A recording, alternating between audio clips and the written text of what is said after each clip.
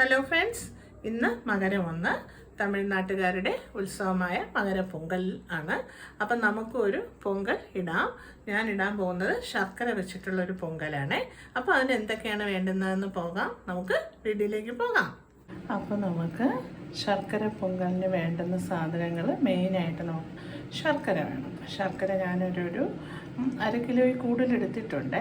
ശർക്കര മറയൂർ ശർക്കരയാണ്. ഇതിൽ പ്രത്യേകിച്ച് വേറെ അഴുക്കോ ഒന്നുമില്ല, നല്ല ശർക്കരയാണ്, നാടൻ ശർക്കര എടുത്തിട്ടുണ്ട്.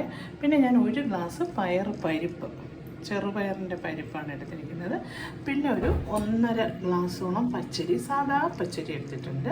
പിന്നെ നമുക്ക് നെയ്യ് വേണം, കാഷ്യൂ നട്ട്സ് വേണം, പിന്നെ മുന്തിരിങ്ങ, ഉണക്ക മുന്തിരിങ്ങ വേണം, നമുക്ക് ഏലക്ക പൊടിച്ചത് വേണം.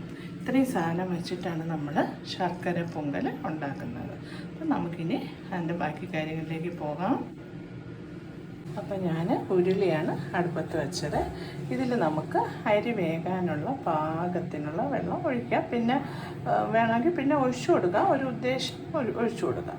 നമുക്ക് വെള്ളം ഒഴിച്ച് തീ കത്തിച്ച് വെള്ളം തിളയ്ക്കുമ്പോൾ നമുക്ക് അരിയും പച്ചരിയും പയറും കൂടി, അതായത് നമ്മുടെ ചെറുപയർ പരിപ്പ് കൂടി നമുക്ക് ഇട്ട് ഒരുമിച്ച് വേവിച്ചെടുക്കാം. അപ്പോൾ ഇതിലിപ്പോൾ ചെറുപയർ പരിപ്പ് ഇടുന്നു എന്നുള്ളൊരു വ്യത്യാസം മാത്രമേ ഉള്ളൂ ഈ പൊങ്കലിന്. അപ്പം നമുക്ക് തീ കത്തിച്ച് വെള്ളം ചൂടാക്കാം. ഇപ്പോൾ വെള്ളം ഏകദേശം തിളച്ച് വന്നിട്ടുണ്ട്. നമുക്ക് അരി ഇട്ട് കൊടുക്കാം. നല്ലപോലെ കഴുകി വെച്ചതാണ് പച്ചരി, സാദാ പച്ചരി തന്നെയാണ്, അത് ഇട്ട് കൊടുക്കാം. ഇനി ഒന്ന് തിളച്ച് കഴിയുമ്പോൾ നമുക്ക് പരിപ്പ് കൂടി ഇട്ട് കൊടുക്കാം.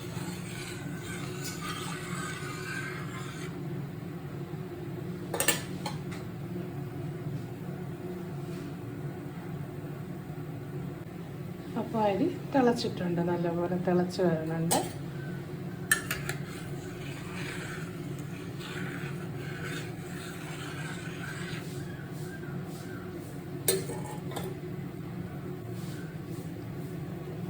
ഇനി നമുക്ക് പരിപ്പും കൂടി ഇട്ട് കൊടുക്കാം, ചെറുപയർ പരിപ്പ് കൂടി ഇട്ട് കൊടുക്കാം.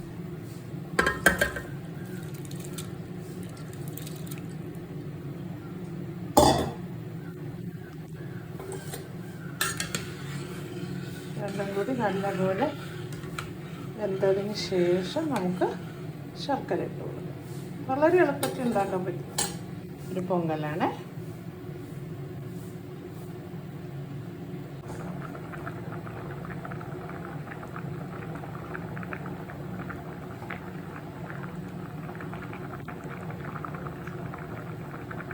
ഏകദേശം വെള്ളമൊക്കെ വറ്റി വെന്തിട്ടുണ്ട്.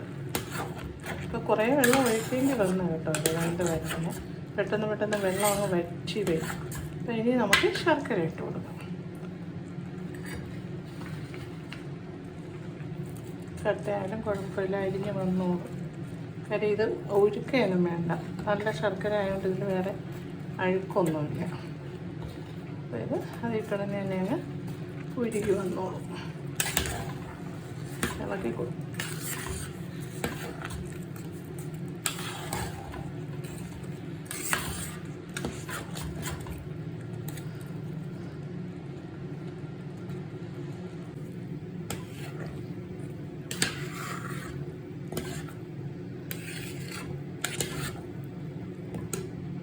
കുറച്ച് നെയ്യ് കൂടി ഒഴിച്ചു കൊടുക്കുക.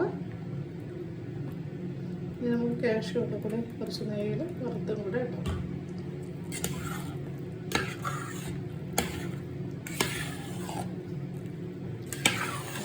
നമ്മുടെ ശർക്കര പൊങ്കൽ റെഡിയായി വരുന്നുണ്ട്. ശർക്കര ഇനി കട്ടായിട്ട് അടിയിൽ കിടന്ന് നമ്മുടെ ഉടഞ്ഞ് വരാം. കട്ടയ്ക്കല്ലേ നമ്മളിട്ട്, അതിൻ്റെ ഇടയിൽ ഇനി ഉണ്ട് ഉടഞ്ഞ് വരണം. വന്നോളൂ, കുഴപ്പമില്ല, എൻ്റെ കൂടെ വന്നോളൂ. അപ്പോൾ നമ്മുടെ പൊങ്കൽ ഏകദേശം റെഡിയായേ. പൊങ്കൽ ഏകദേശം റെഡിയായിട്ടുണ്ട്. ശർക്കരയൊക്കെ അലിഞ്ഞ് വന്നിട്ടുണ്ട്. ഇനി നമുക്ക് അത് കാഷ്യൂ മുന്തിരിങ്ങയും കൂടെയൊക്കെ നെയ്യിൽ വറുത്ത് കോരിയിലും ഏലക്കയും കൂടെ ഇട്ട് കൊടുക്കുമ്പോഴത്തേക്കും നമ്മുടെ പൊങ്കലിവിടെ കഴിഞ്ഞു. ശർക്കര പൊങ്കൽ. ഏലക്കപ്പൊടി ഇട്ട് കൊടുത്തു. വളരെ എളുപ്പത്തിൽ ചെയ്യാം, വളരെ എളുപ്പം.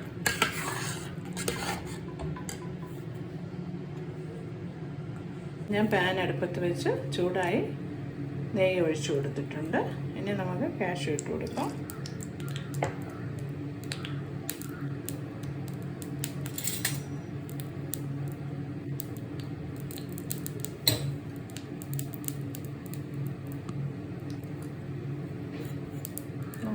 പകുതി ഒരു മൂത്ത് കളർ മാറുമ്പോൾ നമുക്ക് ഉണക്കമുന്തിരിയും കൂടെ ഇട്ട് കൊടുക്കാം.